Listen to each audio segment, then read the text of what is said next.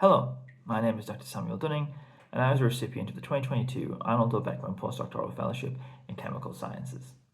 My research as a Beckman Fellow centered on the application of extreme pressures over 100,000 times that of atmospheric pressure to drive chemical reactions and synthesize new materials that can't be formed through any other means. Specifically, I worked on the synthesis of new carbon nanomaterials, more specifically, the synthesis of nanomaterials known as carbon nanothreads that have been nicknamed flexible diamonds. But before I tell you more about my research and how we make these materials, I want to say a few words about the foundation that supported me and its founders, Dr. Arnold Beckman and Mabel Beckman. The Beckman Postdoctoral Fellowship is designed to continue the legacy of Dr. Arnold O. Beckman and his wife Mabel.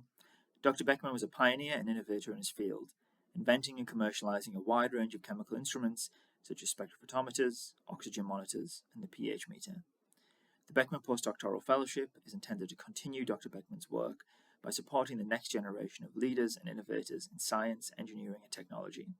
Through the generosity of the Beckman family, thousands of young scientists have been given the opportunity to carry out cutting-edge research of their own. Being awarded the Beckman Postdoctoral Fellowship has provided me with the opportunity, network, support, and resources to be able to carry out my own independent research during my time as a postdoc at the Carnegie Institution for Science. Through this program, I have met a range of incredible scientists at various stages in their careers, been given the opportunity to carry out work at Argonne National Lab and Lawrence Berkeley National Lab, presented my work at conferences, and grown as a scientist through the freedom to pursue and develop my own ideas. If I had to summarize my experience, I would say it has been truly fantastic. I've loved every part of my time as a Beckman Fellow, and the support of the program has put me in a great position as I start my independent career at the University of the District of Columbia. I'd like to take this opportunity to say a heartfelt thank you to all the staff at the Beckman Foundation for all their support and all the hard work they do. I'm truly grateful for the experience I've had as a Beckman Fellow, and its impact on my career has been immeasurable. So thank you very much for everything. I would also like to thank the rest of my 22 cohort, as well as all of the alumni of the Beckman Foundation that I've met at the Beckman Symposiums over the years. I look forward to continuing these relationships long into the future. So, back to flexible diamonds. As I mentioned, I carried out my postdoc at the Carnegie Institution for Science in Washington, D.C., where I was compressing materials to extreme pressures over 100,000 times that of atmospheric pressure to induce chemical reactions that can't be made by any other methods.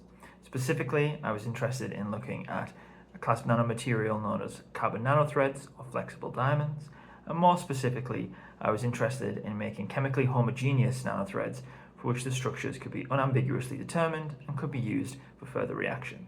But before I get into too much detail, I should take a step back and tell you a little bit more about what nanothreads are, how we make them, and what they could potentially be used for. Here are some carbon-based materials you might be familiar with, separated by the hybridization of the carbon atom and the dimensionality of each material.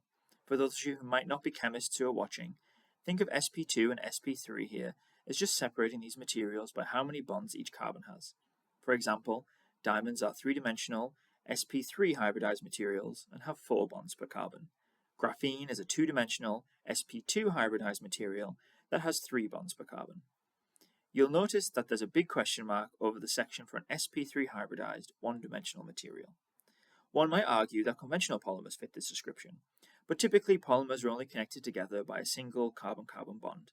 So for a long time, there wasn't a class of materials with multiple carbon-carbon bonds that fit this description.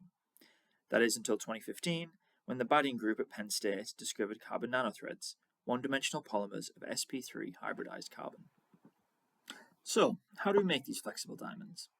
First, we take small molecules that crystallize in nice molecular stacks, as shown here. Then we apply extreme pressures along these molecular stacks to force the molecules closer and closer together. Eventually, there will be so much pressure that the molecules will react to relieve the stress.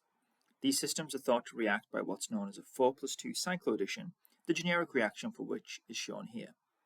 The first nanothreads were formed from benzene that was compressed to 25 gigapascals, or 250,000 times atmospheric pressure. As you can see, benzene contains groups that can behave as both the 4 and the 2, and this reaction can propagate up and down the molecular stack. This reaction ultimately results in the formation of carbon nanothreads, materials that contain the same carbon-carbon bonds you would find in diamond, except in this case, the diamond only grows in one dimension, as the other 2 dimensions are capped by hydrogen. These materials are nicknamed flexible diamonds because in theory they should combine the mechanical properties of diamonds with the flexibility of conventional polymers we use every day. For example, here's an example taken from a theoretical study that shows that a nanothread containing sulfur would be capable of bending into a spring-like superstructure. The next question is, how do we generate these incredible pressures safely in the lab? To do this, we use a tool called a diamond anvil cell, or a DAC for short. These handheld devices are about 2 inches across and consist of a piston and a cylinder that each have a diamond embedded in them, where the tip of that diamond has been shaved off to produce a flat surface. Onto this flat diamond, we put a small piece of metal with a hole cut into it, which serves as our sample chamber. By closing the DAC and tightening the screws to push the diamonds closer together, we can then exert great pressures on our samples by using minimal force. And because diamonds are transparent, we can pass X-rays, IR radiation, and laser beams through the sample to monitor chemical and structural changes to the samples during compression. And yes, we load these samples manually. Many potential applications have been proposed for nanothreads, including the idea of a nanothread space elevator. While that may still be science fiction, I hope you can agree that flexible diamonds could find uses in applications from textiles to building materials and industrial tools. So now I want to highlight one project that I worked on during my time as a Beckman Fellow. If nanothreads are to find use in advanced applications, we need to be able to synthesize chemically homogeneous materials with consistent chemical bonding so we can understand their structure-property relationships. This is a significant challenge due to the number of potential reactions that are possible at the extreme pressures needed for nanothread formation. We are also interested in the formation of functionalized nanothreads that can be used for further reaction, for example to cross-link nanothreads into multidimensional materials. However, the formation of functionalized nanothreads is a challenge, as pendant functional groups also want to react at high pressures. To try and solve this problem, we looked at 2,5-furan dicarboxylic acid, or 2,5-FDCA for short. 2,5-FDCA is an attractive platform for nanothread formation for a few reasons. Firstly, the furan ring contains only 4 carbon atoms, so has fewer reaction pathways available to it. The structure crystallizes with a closest contact carbon-carbon distance that aligns well with 4+2 cycloaddition. The rings are aligned with minimal offset and held together by a hydrogen bonding network. This means that everything is well set up to undergo a nanothread forming reaction at high pressure to produce the material shown. By carrying out in situ X-ray diffraction studies at Argonne National Lab, we can see that it worked. What you're seeing here is the unit cell parameters of 2,5-FDCA as a function of pressure, but really all you need to focus on is the sharp decrease in the C-axis, which corresponds to the molecular stacks at around 13 gigapascals that indicates nanothread formation. We're also able to carry out various other characterization experiments to show that through the research funded by the Beckman Foundation, we have made the first examples of chemically homogeneous, functionalized nanothreads.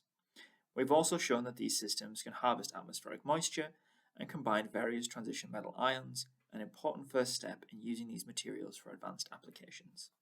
None of this research would have been possible without the generous support of the Beckman Foundation. Through this work, we've gained a deeper understanding about how flexible diamonds are formed and how we can use them in more complex applications. Thank you again to everyone at the Beckman Foundation for supporting my research. And if anyone out there is considering applying for the Beckman Postdoctoral Fellowship, I can't encourage you enough to do so.